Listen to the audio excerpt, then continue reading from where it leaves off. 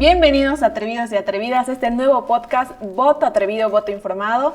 Mi nombre es Valentina Jata, soy parte del colectivo de Eduactivistas, también parte del movimiento Atrévete y estoy muy emocionada el día de hoy de estar aquí compartiendo este pequeño diálogo donde vamos a poder conocer su visión como partido sobre algunas propuestas, sobre los jóvenes. Como saben, somos 3,3 millones de jóvenes en Bolivia los que vamos a definir el futuro de Bolivia. Hoy además vamos a dialogar sobre nuestra agenda política juvenil, una agenda que ha sido construida desde las voces de todos, todas las y los jóvenes en Bolivia. Vamos a presentarles cuáles son nuestras necesidades. Queremos hacer escuchar nuestras voces porque la juventud está presente en este recorrido rumbo a las elecciones nacionales y queremos escuchar también cuáles son sus propuestas. ¿Qué han pensado para nosotros como jóvenes?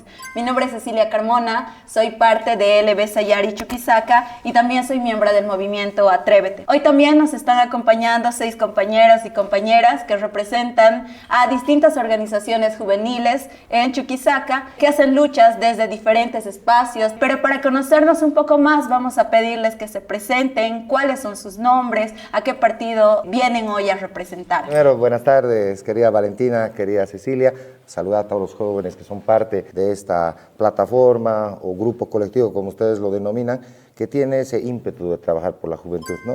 Yo me llamo Pablo Arizaga Ruiz, soy candidato a primer senador por APB Súmate. Estoy muy feliz de encabezar una plancha de candidatos que reviste mucha juventud, que reviste una renovación en lo que viene a ser el espacio de decisiones y cómo no, pues compartir con los que son los directos interesados y sobre todo los decisores de esta elección. Ustedes han dicho algo muy importante. Acá en Sucre el 44% de la población electoral está comprendido en 18 a 25 años. ¿Eso qué significa? Que son los jóvenes quienes van a decidir las nuevas riendas y quienes van a administrar el Estado en nombre de todos nosotros. Así que nosotros estamos acá prestos con todo gusto. Me gusta el deporte, soy abogado y economista y lo que sí tengo en particular es que amo a mi tierra. Eso no voy a cambiar nunca. Muchísimas gracias, Cecilia Valentín. Mi nombre es Sergio Alejandro Vargas Hezeras, soy candidato a la circunscripción número 1 para diputado, igualmente por el partido APB Súmate. Por supuesto, aquí prestos a responder cualquier duda y asimismo hacer conocer nuestra propuesta que tenemos de cara a este sector tan importante como es el sector juvenil, que hoy es protagonista de la toma de decisiones y ya no es, como comúnmente llamaban en el pasado, el futuro, ¿no? Creo que somos el presente. Bueno, muchísimas gracias, nos alegra mucho tenerlos aquí, espero que se sientan bienvenidos. Con el afán de romper un poco el hielo, de conocerlos un poco más, hemos preparado unas preguntas cortitas para saber un poco más de ustedes, ¿no?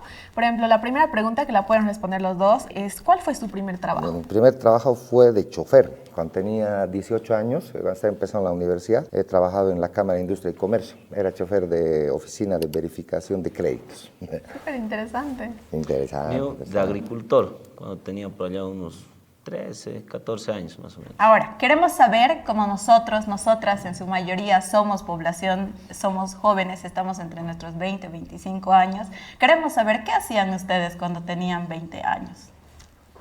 No sé si contar lo bueno o lo malo. No, mentira.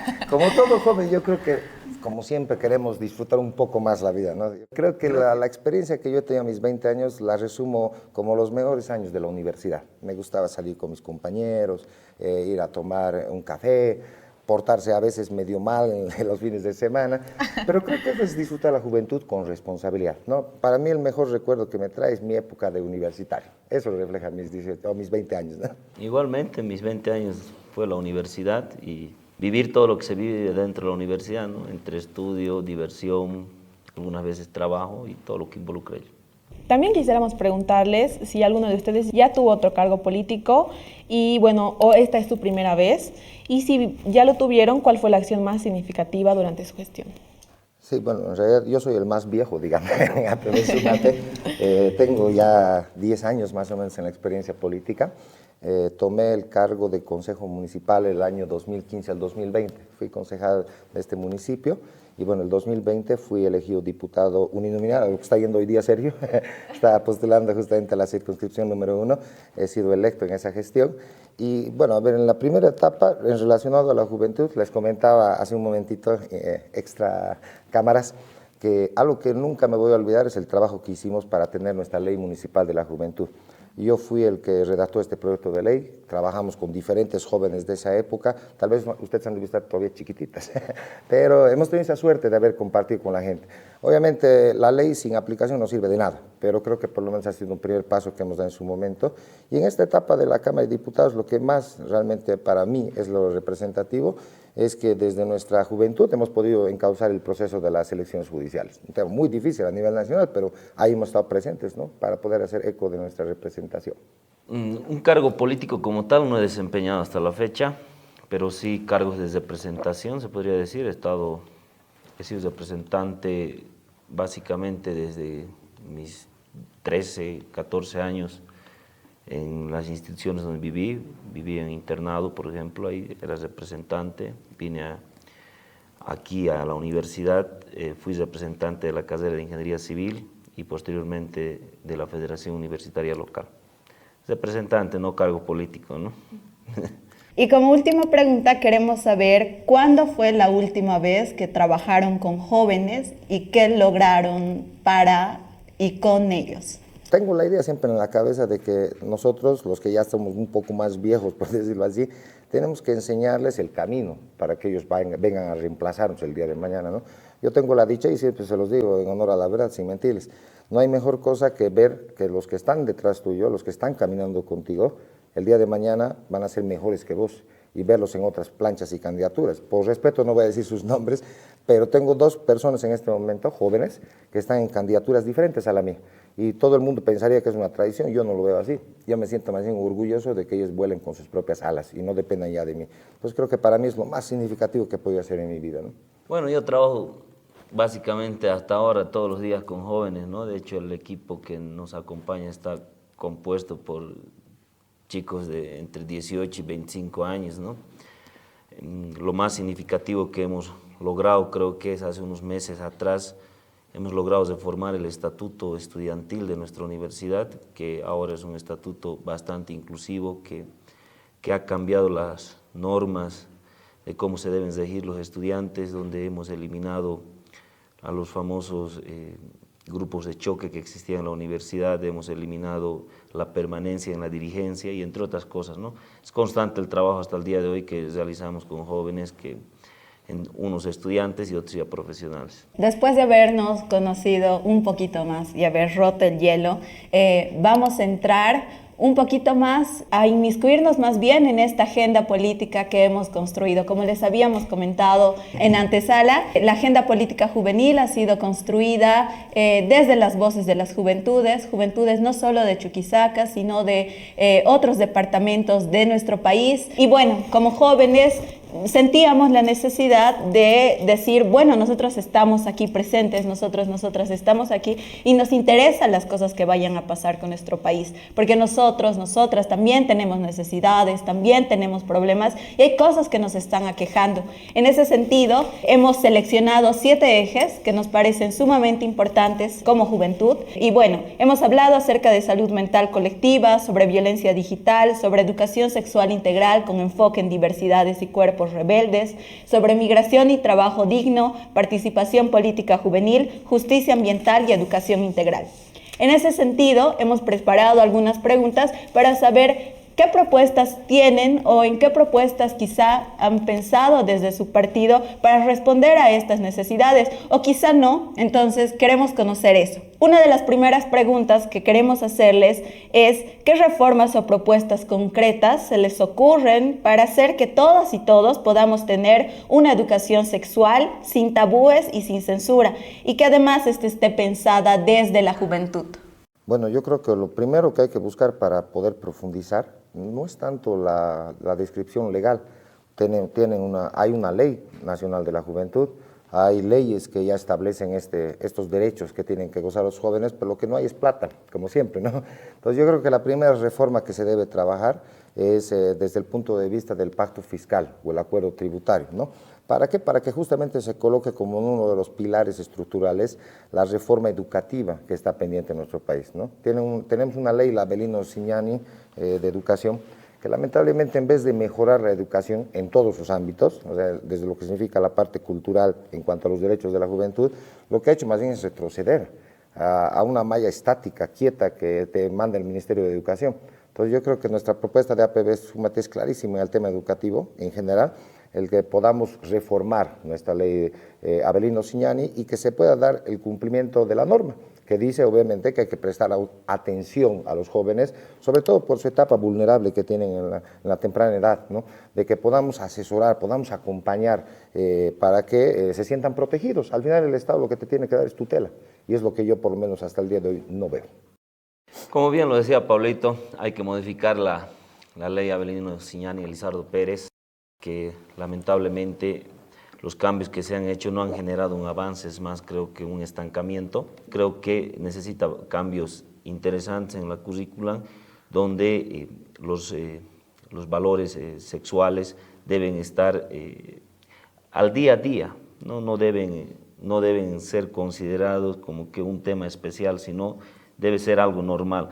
Con la modificación de esta ley, incluyendo puntos importantes en la currícula, sobre todo desde que se empieza la secundaria, creo que es bastante importante y sería bastante influyente en la modificación de esta ley. Cuando hablamos de educación sexual integral, nos parece importante a nosotros, a nosotras, que no solo lo pensemos como desde una mirada biologicista, ¿no?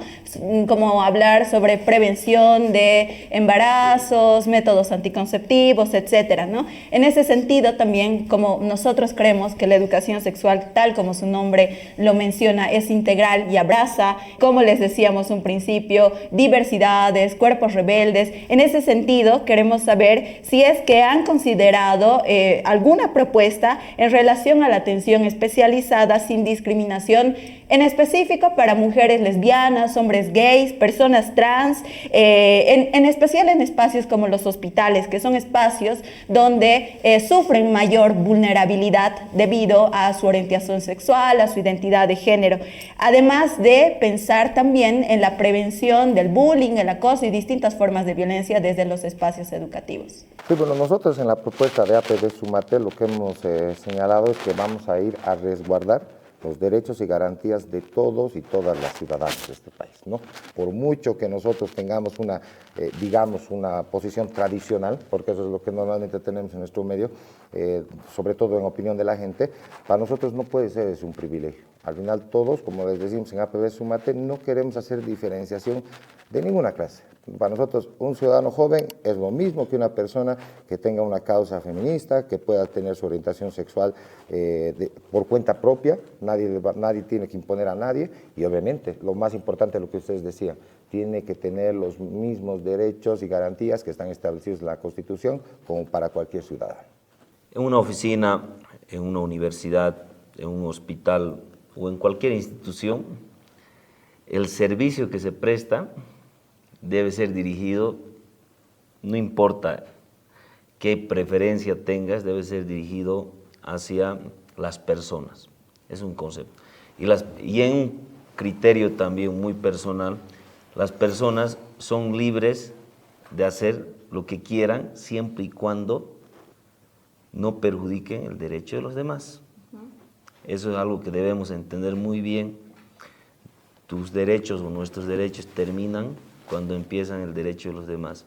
Bueno, igual tenemos aquí a nuestros atrevidos como que están levantando la política de más propuestas atrevidas, entonces tal vez... En concreto, ¿hay alguna propuesta pensada? Porque creemos nosotros que se debe pensar, por ejemplo, cuando hablamos de temas de salud, para esta población de una atención diferenciada, porque las condiciones no son evidentemente las mismas. ¿Hay una propuesta en concreto o no se ha pensado todavía? Lo que pasa es que nuestra propuesta de APB Súmate es transversal en realidad a todas las dimensiones que tiene nuestro país en cuanto a políticas públicas. Es que podamos transversalizar los derechos de todos los ciudadanos de este país en todos los campos, ¿no? O sea, si ustedes me preguntan, por ejemplo, en salud tenemos una idea, como les estoy comentando. En educación tenemos lo que hemos dicho de la ley de reforma a la ley educativa, ¿no? Incluyendo justamente lo que ustedes mencionan, que podamos tener, no sé si decirlo atención diferenciada, yo más bien prefiero decirlo una atención más amplia e inclusiva. También quisiéramos hablar como jóvenes algo que también nos afecta bastante, ¿no? Y tal vez ustedes también lo han vivido en algún momento, y es es el tema del trabajo digno, porque muchas veces como jóvenes nos vemos con muchas barreras cuando queremos salir al mundo laboral, ¿no? Tal vez nos piden experiencia, el acoso laboral, entre otras cosas. Entonces, la pregunta que yo tengo para ustedes es, ¿cómo proponen para que el primer trabajo no sea sin remuneración económica o súper precario, o sea, un bajo salario, como si fuera algo que hay que aguantar porque somos jóvenes, o sea, ganar poco porque no tenemos experiencia, es como si tuviéramos que aguantarlo? Y también, ¿qué ustedes proponen para prevenir la explotación y el acoso en las prácticas laborales? Que, bueno, a los jóvenes, que como Sergio lo menciona, justamente desde la universidad, tal vez has tenido un poco más de acercamiento en este ámbito, ¿no? Normalmente cuando termina alguien su carrera y va en busca de un empleo, con la primera frase que se encuentra es: eres joven, no tienes experiencia. Eso les ha pasado a muchos. Es por eso que nosotros en nuestra propuesta hemos incluido una parte netamente dirigida a los jóvenes y hemos denominado un proyecto de ley que se llama la Ley de la Empleabilidad Juvenil, que consta de dos elementos. El primero, liberar de obligaciones fiscales a las empresas que al menos en su personal contraten un 25% de profesionales entre 0 y 5 años de experiencia. Una empresa que cumpliría este requisito, estamos proponiendo que se le libere de obligaciones fiscales entre un 20 y un 40% de acuerdo al tamaño de la empresa. El segundo componente de esta parte es que en Bolivia debemos empezar ya a legalizar el trabajo por hora. En otras partes del mundo existen salarios mínimos por hora, ¿no? En nuestro país está aplicado por un salario, ¿no? por mes, que es 2.500 o 2.700, si no me equivoco, ¿no? Entonces, empezar a legalizar este trabajo, que sería el trabajo por hora, donde si trabajas unas ciertas horas a la semana o al mes, goces de algunos beneficios sociales por trabajar este tiempo, ¿no? Y vayas aportando también para tu jubilación. Esta es una ley netamente dirigida a los jóvenes, ¿no? Y que esto va enlazado con otra ley que proponemos, generar un fondo de 1.000 millones de bolivianos. ¿Esto de dónde? El país gasta 2.000 millones de dólares al año en subvencionar los combustibles. Todos los candidatos están ofreciendo eliminar la subvención, pero vender el combustible a un precio de 5 bolivianos. Entonces, nuestro país no va a gastar en subvención. Nosotros pedimos la 14ª parte de lo que se gasta en subvención para generar una bolsa de 1.000 millones de bolivianos donde se inyecte a la banca este recurso o este fondo, y la banca preste a jóvenes emprendedores, no solo jóvenes, sino también otras personas que deseen emprender, y que cuando vaya a solicitar este préstamo, la garantía de esta solicitud o de este préstamo no sea la hipoteca de la casa, no sea el garante que te piden, no sea la hipoteca del auto, porque muchos que no tienen experiencia o están empezando no tienen, ¿no es cierto? Entonces, que la garantía de ese préstamo sea la idea y la sostenibilidad de lo que estás planteando y para lo que estás pidiendo.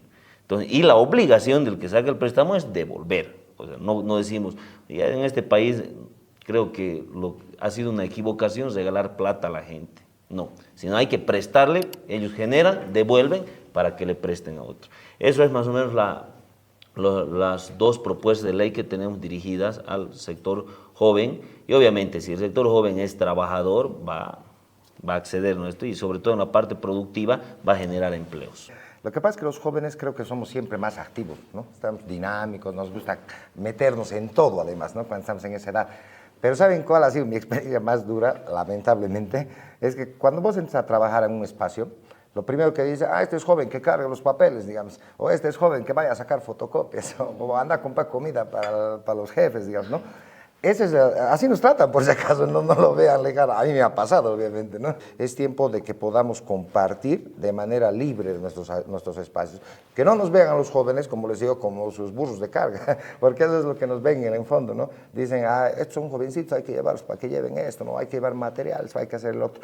Yo creo que al final sí, lo hacemos con mucho cariño, los jóvenes obviamente cuando trabajamos, pero que no se vuelva una mala costumbre de poderles, de tenerlos así a los jóvenes, ¿no? Como sus instrumentos físicos, ¿no? Claro, bueno, aquí también nuestros atrevidos nos piden más propuestas atrevidas y tal vez podríamos hablar un poco también de la otra parte de la pregunta, cómo ustedes podrían hacer o para regular o para prevenir la explotación y el acoso, ¿no? Si bien ya este modelo empieza a funcionar. Lo primero que tenemos que hacer es, la persona que siente que está siendo acosada no tiene que callarse. Creo que es el primer paso para cualquiera, ¿no? Que las personas tienen derechos. Tenemos que socializar y tenemos que decir, si esto te ocurre, denunciar, ¿no? No sé, proponer o prometer, depende de cada ciudadano que se haga respetar denunciando, ¿no? Y para eso necesitamos socializar. Entonces, ¿ustedes planean tener una instancia donde se pueda denunciar en dicho caso? Existen las instancias, están establecidas. Claro. Lo que no hay es la valentía. Lo que tenemos que generar es inyectar valentía en los hombres y en las mujeres de nuestra sociedad para que denuncien. Los atrevidos y las atrevidas también tienen voz y en ese sentido los jóvenes y las jóvenes que están aquí presentes han preparado una pregunta que quieren hacérselas. Bueno, buenas tardes. Aquí soy Noelia, formo parte del colectivo de los eroactivistas. Y bueno, como sabemos, ¿no? Que hoy en día las redes sociales influyen mucho y vemos que hay mucho acoso por las redes sociales generalmente, de que hay mucho información falsa, de odio también, ¿no? Entonces, quisiera hacerles estas preguntas. ¿Consideran que la violencia digital es un problema real? Y la otra es, ¿qué podrían hacer desde su cargo para que las leyes también sirvan para protegernos cuando nos violentan por internet y no se minimice ese problema? Decirte con todo gusto que la verdad es que es algo que no lo han considerado, creo, nuestra clase política, por el justo hecho de que normalmente eran personas mayores los que han estado en la Asamblea Legislativa y todo aquello, ¿no? Nosotros vemos con otra mirada. Yo comparto que el tema del ciberespacio y la tecnología se ha adelantado, por decirles así, a nuestra legislación, ¿no? Y hoy en día, como ustedes dicen, hay delitos, los delitos mayormente ahora se consumen en las redes, más que inclusive en la calle, digamos, o en la vía pública, ¿no? Entonces, como que hay otro mundo, otro espacio que es el digital, como lo han dicho ustedes, y yo creo que no estamos tarde para hacer una reforma al Código Penal. Yo creo que sería interesante el de incluir nuevas tipificaciones de delitos, ¿no? Porque, como ustedes dicen, la violencia digital es otro tipo de violencia más que puede existir y que puede ser inclusive más vulnerable para los jóvenes, porque como creo que la juventud siempre tiene esa buena fe de creer en lo que le dicen a veces en estos espacios, ¿no? Y ha habido casos de estafa, de trata y tráfico y un montón de cosas, hasta de droga, ¿no? Hasta exposición y venta de droga, que hay que ponerle un alto. Y yo creo que esta intimidación que se hace en las redes, porque al final causa un daño pues, en la sociedad, ¿no? Hay que tomarla como un delito. Yo creo que en estos casos no se puede hablar solo de una plataforma de atención. Lo que tenemos que hacer en todo caso es sancionar penalmente a quienes están afectando los derechos y las garantías, y sobre todo de los jóvenes, ¿no? Que están en una situación vulnerable, ¿no? Sí, me alegra mucho que ustedes también lo hayan expresado, que bueno, en Súmate tienen una gran cantidad de jóvenes, pero también algo que nos aqueja bastante a los jóvenes es la participación política juvenil, ¿no? También hemos encontrado bastantes, se podría decir así, impedimentos, tal vez para los jóvenes, para tener una participación tal vez un poco más protagónica en este tema de la política. Entonces, la pregunta que yo tengo para ustedes es si ustedes consideran que, si han escuchado hablar del adultocentrismo en la política, y bueno, ¿qué piensan sobre eso? ¿Cómo piensan actuar si son elegidos para gestionar que los jóvenes estén más involucrados en las decisiones de gobierno? Vos, Sergito, te toca. Mira, eso nos pasa todos los días. Lamentablemente, toda la clase política piensa que por la experiencia o por la edad se debe elegir un candidato, ¿no? Eso es lo que nos pasa a todos. Pero eso no significa que los jóvenes exijan ocupar espacios políticos por ser jóvenes, que es una cosa muy diferente. Sino tienen que estar en la capacidad para poder asumir estos espacios. Un joven, normalmente lo que nos sucede el día de hoy es que cualquier joven, cuando hablas de política, como que lo ve como algo malo, algo que no es para él, ¿no es cierto? Y cuando ya pasan unos buenos años se da cuenta que debía haber hecho activismo político, que era importante, ¿no? Entonces, los espacios políticos es más de los mismos jóvenes que no se involucran. Debe existir una conciencia generalizada de pertenencia de los jóvenes que tienen que decir, ¿saben qué? Yo también puedo aportar, puedo tomar decisiones, puedo representar, puedo legislar, y por eso estamos nosotros el día de hoy también aquí, porque nos sentimos en la capacidad, como cualquier señor de otro partido que sea mayor, de cualquier edad, sentimos que estamos en la capacidad de poder debatir, legislar al nivel de ellos. ¿Y cómo piensan actuar en ese sentido si son elegidos desde Súmate para involucrar más a la juventud en estos espacios? Porque si bien es real que hay como algún sentimiento como de repulsión desde la juventud hacia la política, creo que también es como una repercusión más bien de cómo pensamos, ¿no? La política como corrupta y además que no nos escucha, ¿no? El problema es lo que decía Sergio y yo comparto con él, y lo decíamos en un foro de mujeres, ¿no? Y les comparto esto porque el desafío no solo es de los políticos, también son de ustedes, por si acaso, ¿no? Claro. Ustedes tienen las armas. O sea, yo alguna vez he escuchado esto a los jóvenes, me decían, ¿por qué no nos dejan participar los jóvenes? Me dicen los mismos jóvenes, ¿no? Y yo les digo, ¿por qué nosotros no nos ponemos de acuerdo y nos sacamos una sigla, ¿no? O sea, sí podemos hacerlo, no necesitamos tener más de 18 años, ese es el primer requisito, tener 18 años cumplidos, y si nos juntáramos todos los jóvenes, hacemos una sigla y no va a haber ningún viejo que nos haga a un lado, ¿no? Lo que pasa es que nos falta actuar a los jóvenes. Estamos esperando que nos jalen. 80% de jóvenes en la Asamblea Legislativa, si ni el 1% te habla de la juventud. O sea, una cosa es la participación y otra cosa es la incidencia en políticas públicas. De participar podemos tener 100% si quieren, de 20 añitos jóvenes, pero si ninguno va a hablar de la juventud, ¿para qué queremos la presencia de la juventud, no? Entonces yo creo que lo que nos falta, y yo les propongo, no políticamente, sino algo como una regeneración de del mismo colectivo. Empecemos a hablar de políticas públicas, empecemos a capacitar a nuestros jóvenes, que el día de mañana ellos sean los que pongan la agenda en la Cámara, que sea un joven que les diga, esto trataremos hoy día, que él sea el de la iniciativa. El tener una representación en estos espacios políticos, manos a la obra, mañana nos pongamos de acuerdo, trabajaremos una sigla y la próxima elección que sea nuestra candidatura de juventud quien va a imponerse en nuestro municipio, ¿no? Ahora vamos a pasar a un siguiente eje que también es de preocupación de la juventud, porque como sabrán en la actualidad hay altos índices de suicidio, las enfermedades mentales igual van aumentando, los trastornos, depresión, ansiedad, y están demasiado invisibilizados. El tema de la salud mental tiene que ser un tema de salud pública, y en ese sentido queremos saber qué ideas tienen ustedes para que sea mucho más fácil para los y las jóvenes que podamos acceder a ayuda, a espacios donde nos brinden salud mental de forma gratuita, accesible y que esté además pensada no solo para la ciudad, sino también para el campo. Mira, creo que el problema, una vez más, digo, muy poco llega la información, creo. Por ejemplo, nosotros teníamos, cuando asumimos la representación de la universidad, una oficina netamente de atender, con gabinetes psicológicos, con todo. Teníamos a la semana un estudiante que llegaba. Un gasto, digamos, o sea, también tenemos que ver desde el punto de vista económico, brindar estos servicios. Tener 5 personas al mes, estás pagando un salario de una psicóloga, estás pagando de alguien que te acompaña, y creo que es una parte, digamos, para algunas instituciones este gasto es bastante considerable.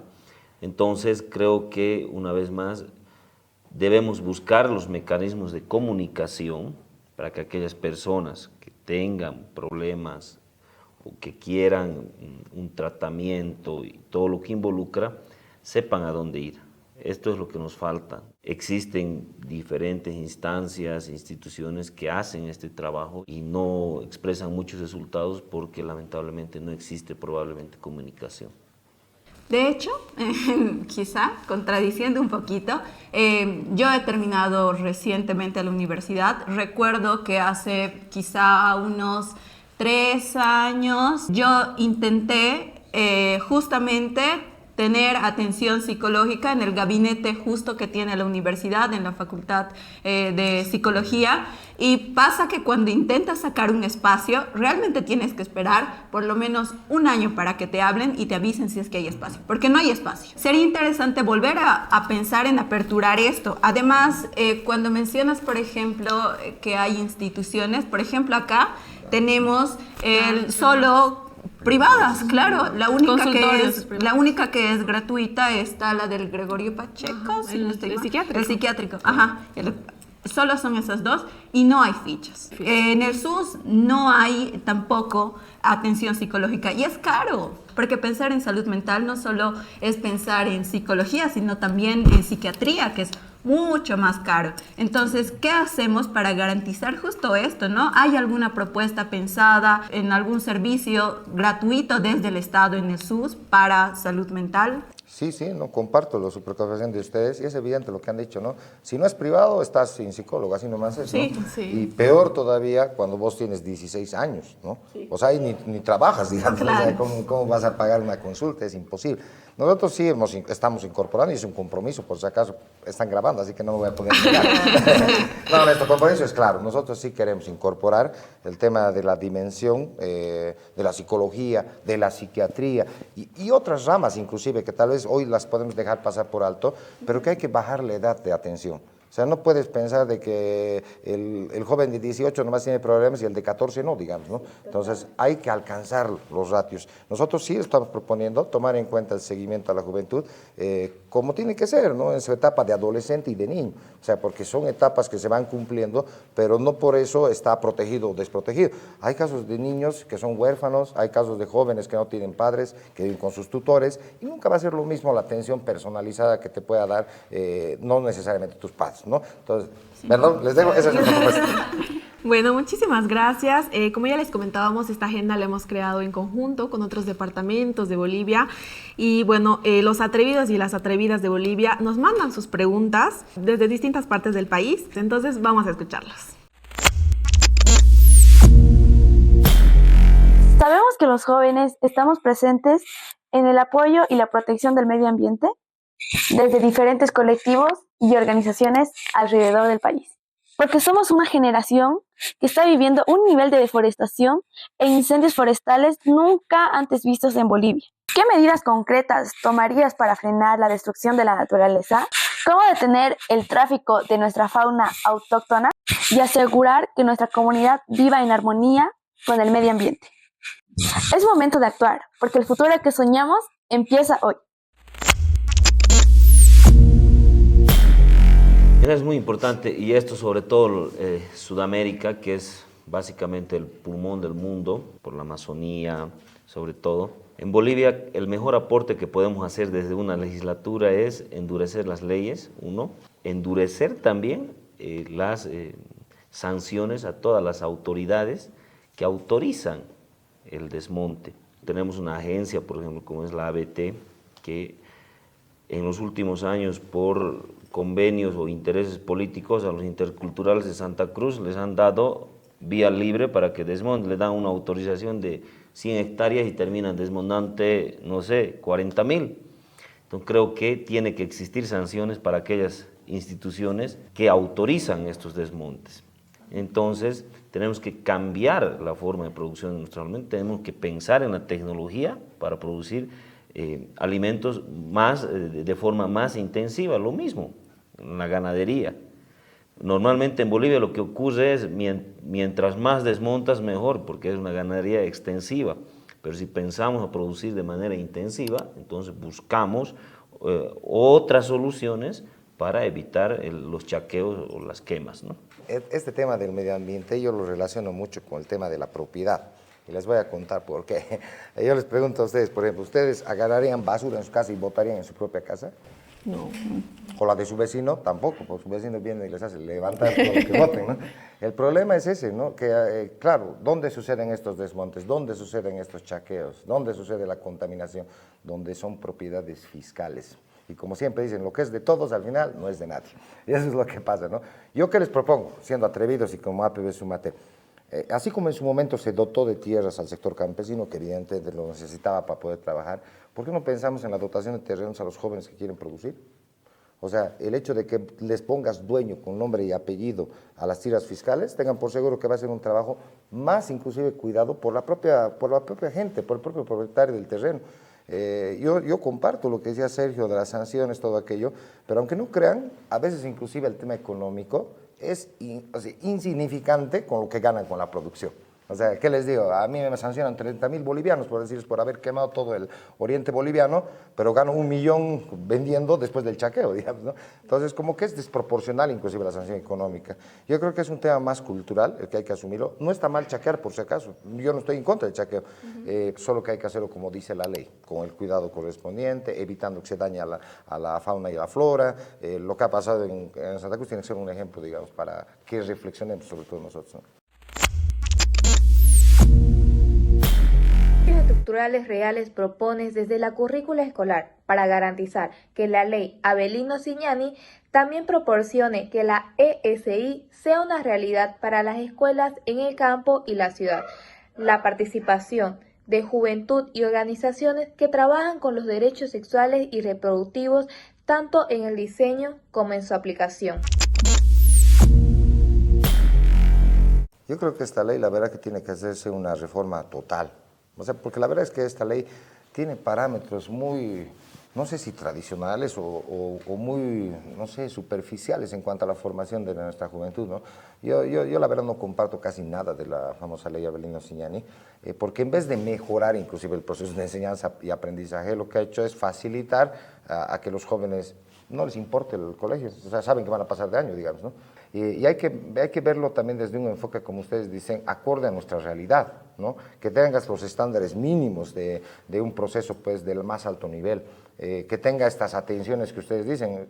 Yo propondría una nueva ley de educación y eliminarla por completo, la Avelino Cignani, pero que sea trabajada desde el enfoque de la juventud. No que sean los viejos que te hagan la ley para los jóvenes, ¿no? O sea, sería más bien los colectivos tendrían que hacer la ley, la propuesta, y les desafío a ustedes, chicas, aparte de su agenda. Tomamos el desafío. Claro, presenten un proyecto de ley. Nosotros, con Sergio, con todo gusto los vamos a respaldar y ni siquiera vamos a tocar una coma, vamos a defender con ustedes. Entonces, garantizarían que estas demandas que les estamos compartiendo van a ser escuchadas en la Asamblea y en las distintas instancias de toma de decisiones que, si ganan, llegarían a ocupar. Todas las demandas son buenas siempre y cuando no limiten el derecho de los demás. Entonces, nosotros si llegamos a la Asamblea Legislativa, por supuesto que tenemos que escuchar y tenemos que transmitir esa voz en la promulgación de leyes que vayan a beneficiar a la misma sociedad. Y en la otra parte de tu pregunta, donde decías si vamos a seguir trabajando con la juventud, por supuesto, ¿no? Por supuesto que vamos a seguir trabajando como lo seguimos haciendo hasta el día de hoy.